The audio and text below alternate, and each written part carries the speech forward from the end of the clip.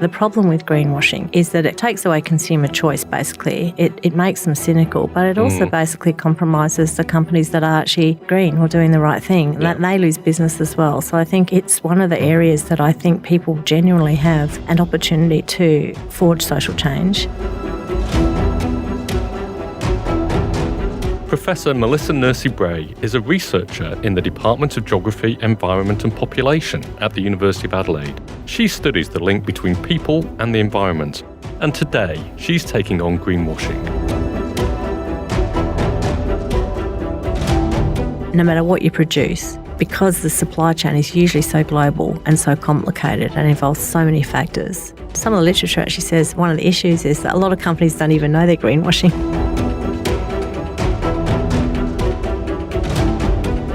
Hi, I'm Professor Andy Lowe, and in this episode we'll be discussing greenwashing and how it insidiously invades our supermarkets, our clothing stores and even our super funds. Join us as we pull the mask off promises and policies that pretend to do their bit for the environment and social justice, but don't. This is the Discovery Pod.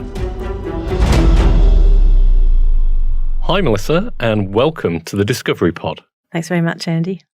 So, Melissa, you're Professor in the Department of Geography, Environment and Population, Coordinator of the Environmental Policy and Management degree, and Director of the Adaptation, Community and Environment Research Group, or ACE. Pretty long list of groups there, but I guess you work quite broadly in the area of sustainability. Yes, I do, and yes.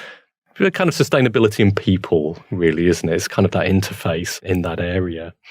But we also know that, kind of sustainability has become a bit of a buzzword, right? Yes, and there's lots of, kind of new sustainable products and processes that are out there.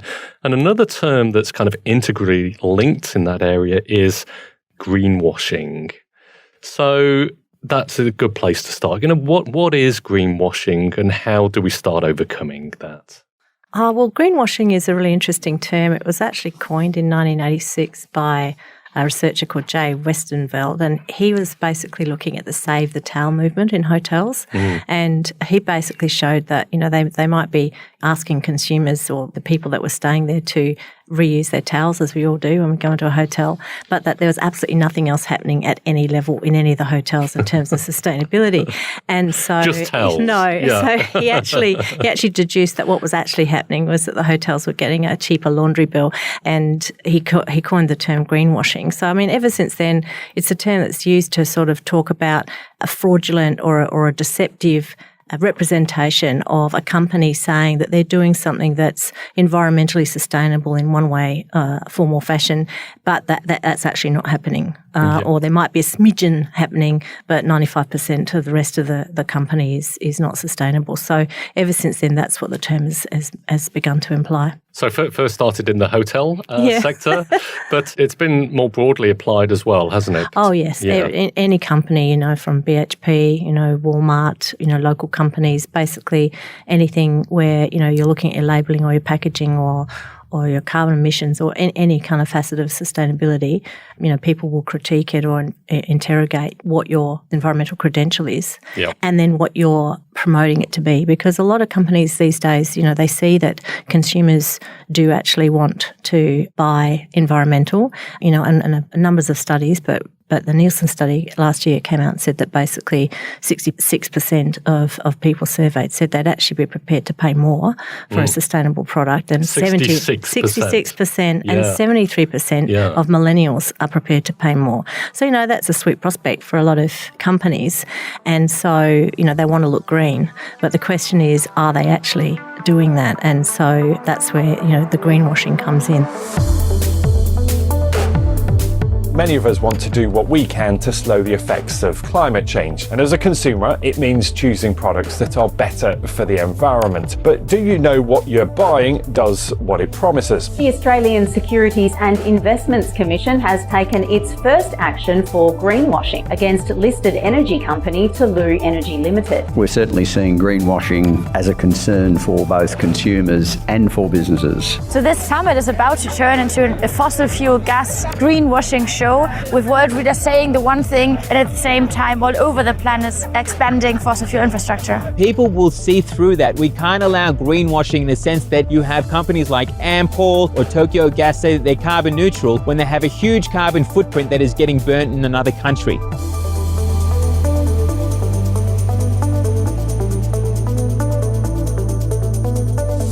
Voting with your wallet has become one small way in which everyday consumers can influence the world around them. However, greenwashing is a form of misinformation that can cause us to spend our vote on the wrong product and service, and ones which don't align with our values. There's a lot out there being greenwashed. The items in your shopping trolley, the clothes you wear, the airline you fly with, your car, your bank, your super fund. The list goes on. And it's not just a company's environmental actions that fall under the greenwashing banner. Zero waste or zero emissions, carbon neutral, how people are using and disposing of their waste, modern slavery or wage labour, whether or not people are being actually paid properly, the use of carbon in the sort of supply chain, cruelty to animals, social and environmental and cultural dimensions, contaminants, pesticides, how people are recycling or not, the types of materials that they're using in their packaging, social justice, the impact of a lot of chemicals on the environment and people as well, managing their emissions, and are people being paid a decent wage. With so much to look out for, how are we meant to know which brands are genuine in their social and environmental efforts and which ones are leading us down a greenwashed garden path? How do we navigate this minefield of misconceptions?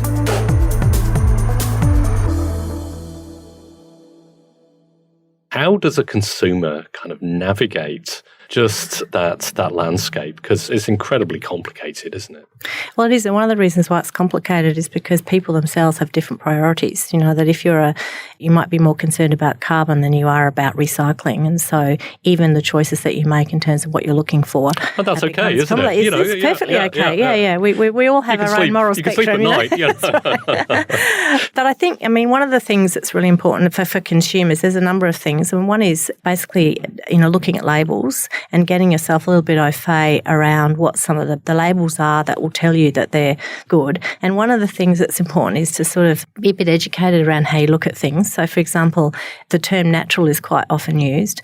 But in Australia, for example, if you use the term natural, it just means that a company has to put a nice picture or some nice natural words in there. And that's it. That's all. Right. That's all they need to qualify to use the word natural in their product. Yeah. And things like they might say 100% more recyclable, and then you find out that in fact it's gone from 1% to 2% of that product. So you're literally speaking 100% increase, but in the scale of things. So doing some research is quite important. Looking at the labels and according to those things that you might look at, is it recycling? Asking some questions like coffee, for example. Does it use pods? Is it fair trade? How much water is used? Water is a big one often.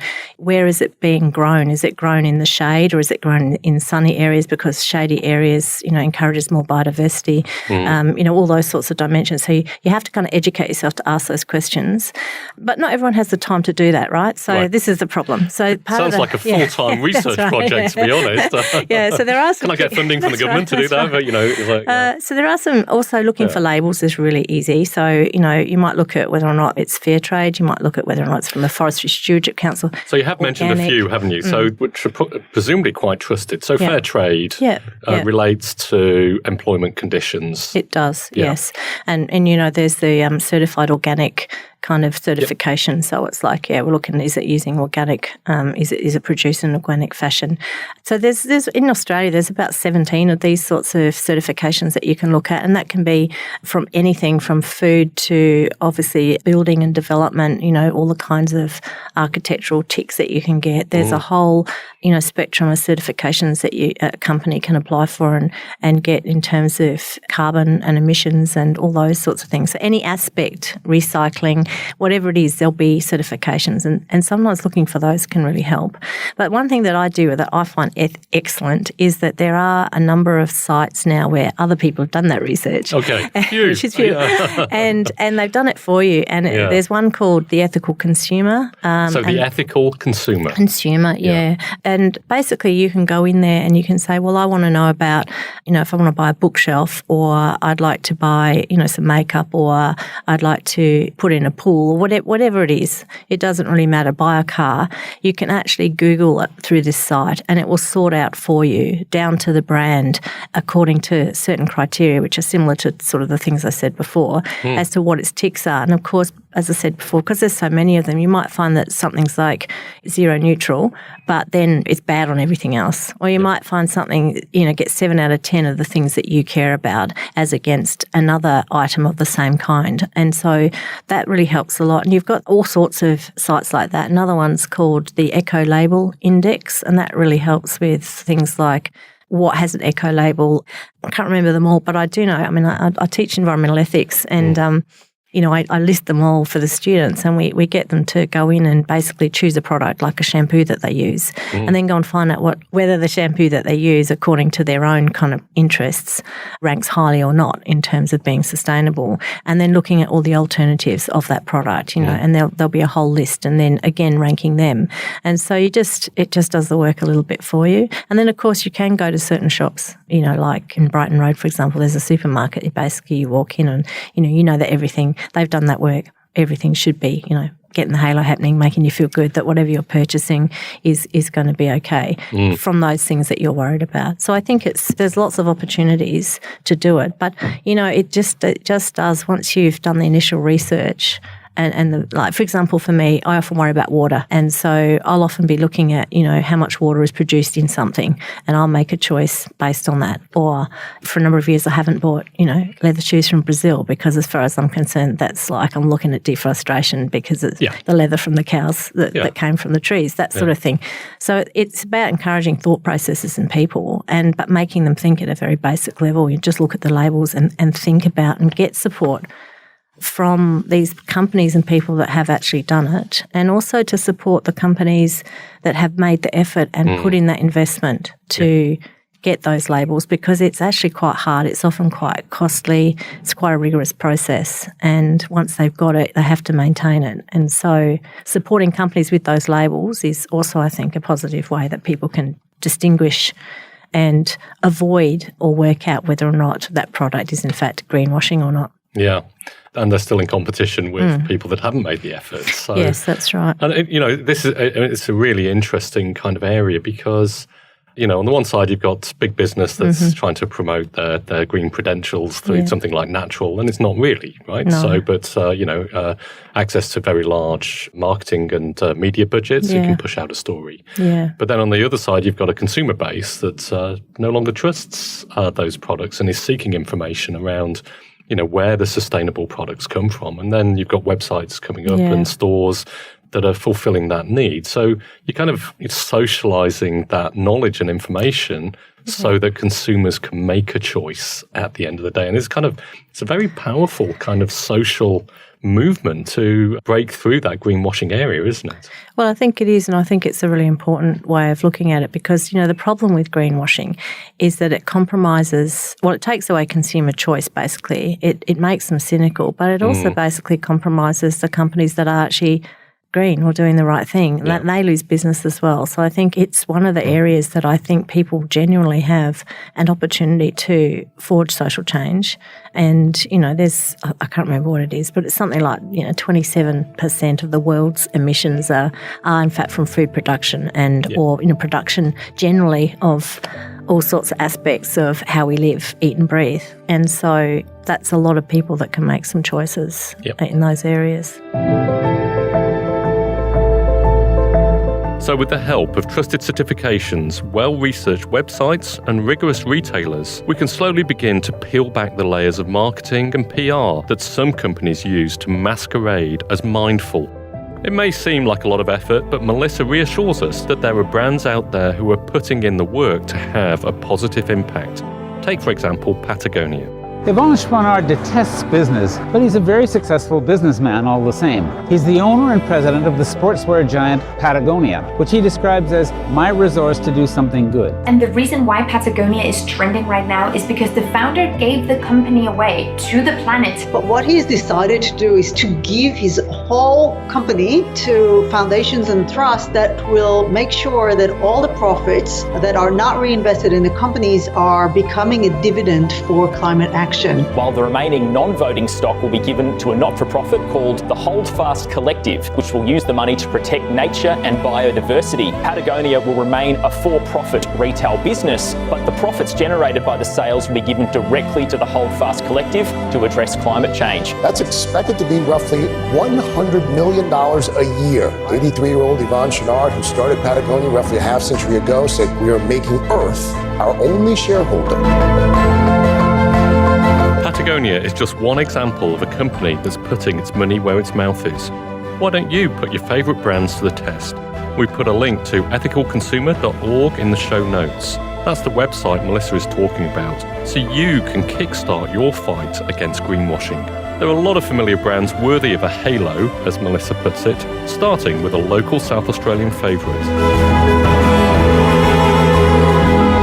Cooper's Brewery in Adelaide is a really good example. So you can feel really good, get the halo happening, drinking Guilt-free Cooper's beer. Oh, that's what I like, yeah. And things like the Australian, the company, Who Gives a Crap, the toilet paper, cleaning products. Oxfam apparently ranks number 4 in terms of, and they've been companies. Doing it for a long They've been doing it for a long time as well. Most people would know about Oxfam. Of course, companies like Fairtrade have sort of started off with the coffee and they've branched out to all sorts of things now. So you're looking very much in the social sustainability thing, but also like things like are people working in there, but also things like how is that relationship building in terms of the plantations, in terms of, building towards either regenerating biodiversity or protecting it from further destruction. And I think for me, one of the things about the whole greenwashing thing is that often it does get very wound up or interconnected with, I guess, human survival or, what we want to do.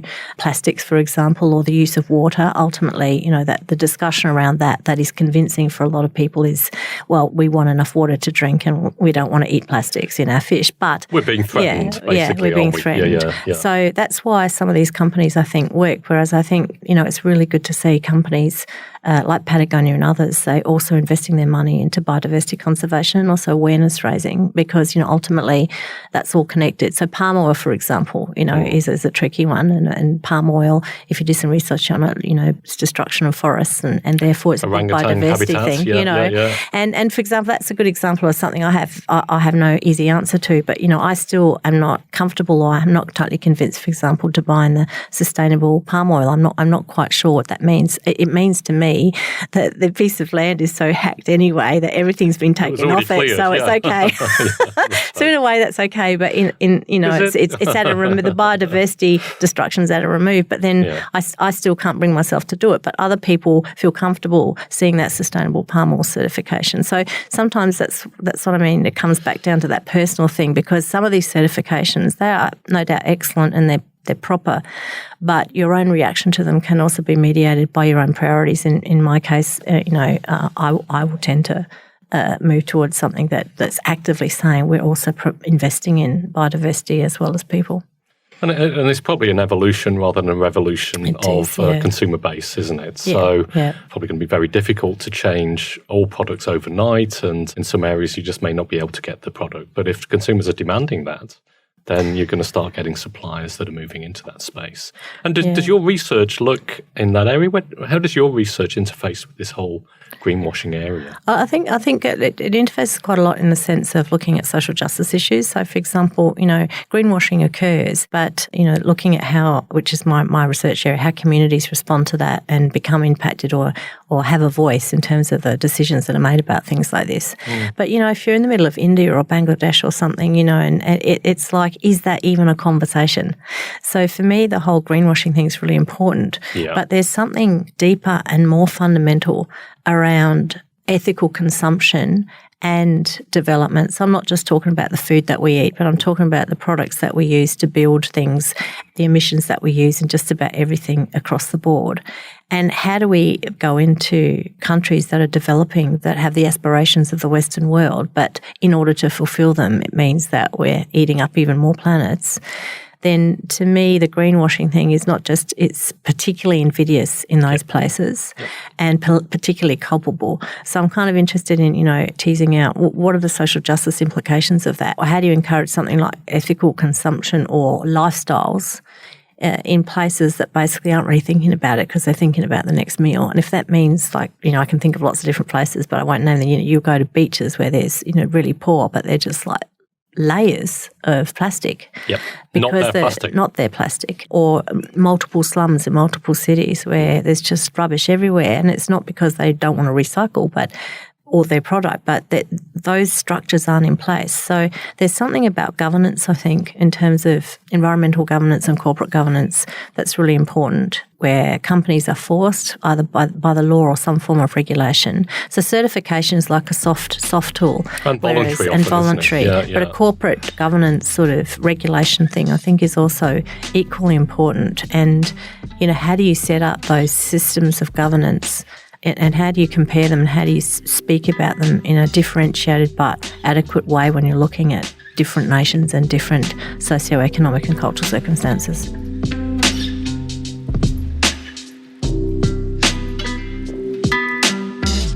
It's an important point. For some, the fight to overcome greenwashing is a chore, but to others, it's a privilege. Looking for a trusted logo on a product is one thing, but when we scale this challenge up to a national level, the choices that are made become a whole lot more complex. While some countries can afford to make sustainability a top priority, others must put food security, clean water supply, and day-to-day safety of citizens first. So how do we balance the need for progress with the need for sustainability? And what must be done on a global stage to make ethical choices and lifestyles more accessible?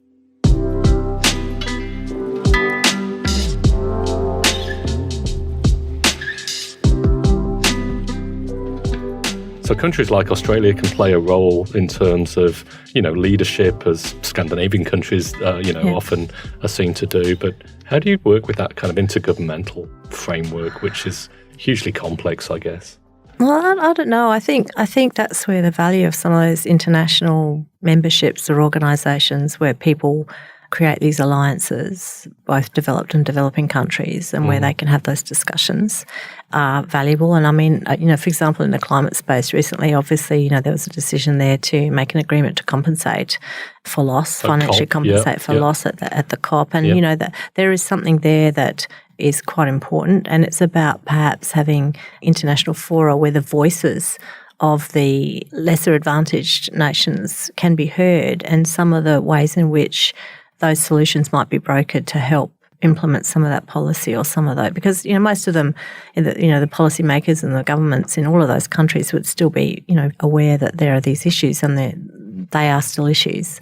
So I think some of that, working out that international support in different ways. I personally think NGOs... That's quite a hopeful message, actually, because often we hear, bad news around the environment, but actually what's changing is the culture. And the conversations are starting in that space where they just weren't conversations 5 or 10 years ago. And change starts with those conversations, doesn't it? Yeah, it does start with those conversations and people trying to listen and hear to each other. And it's a sort of a slow process, but it's actually being accelerated by the level of crisis at the moment. The need, and the more in-your-face nature of climate change, which, even 5 years ago, absolved people of the responsibility of trying to work out what to do. It's much more in your face now. So I think something like that in terms of product development, energy development, and investing in companies or companies investing in ways that look at alternatives is really important as we move forward.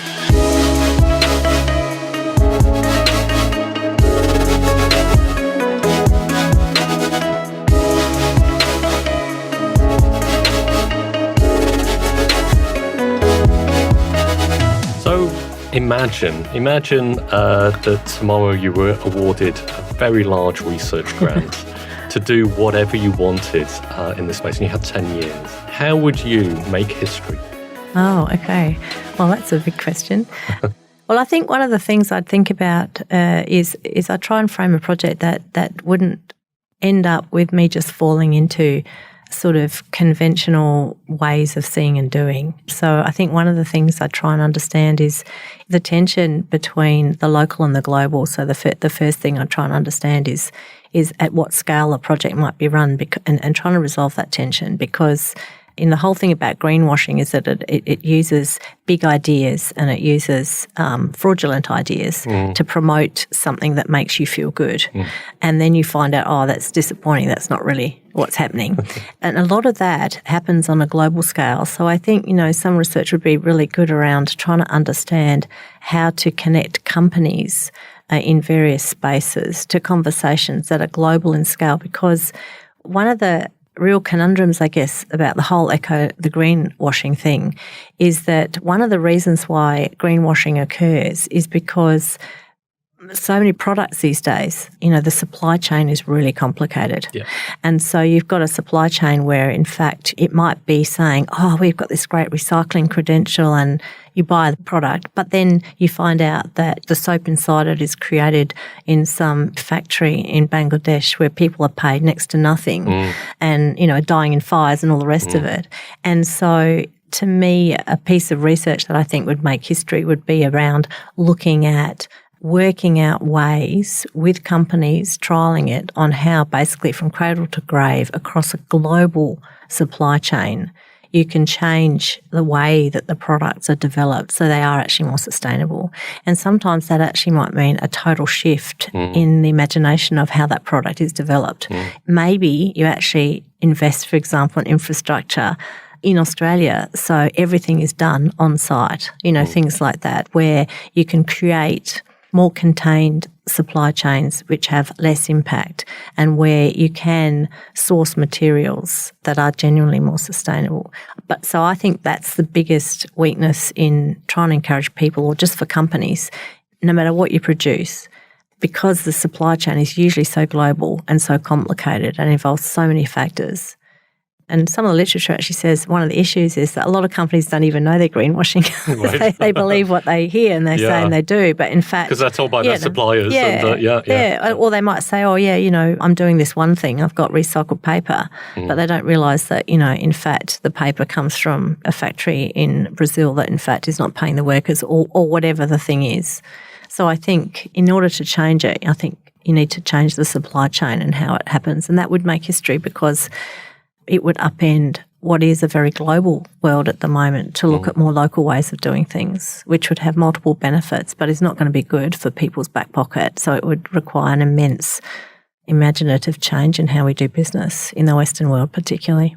Wow, what a vision. I mean, it's a complete redesign of our supply chains. It's also moving from punishing and regulatory control into one which kind of also moves profit up the supply chain to the production side, which could easily be rolled out then into developing countries so that more profit is delivered at the point of production. So instead of selling, a commodity product, then it's sold as a value-added or premium product from those sources. And then you also get the story, I guess, of the community and the people involved together with that. Yeah. So Melissa, thanks very much. You've really taken us on a journey to really understand the minefield that is sustainability, how we can start to avoid greenwashing, but I think also the hope that's within that sector that things are changing and there is an attitude for change. So thanks very much. Thanks for being on the Discovery Pod. Thanks very much, Andy. I've appreciated it.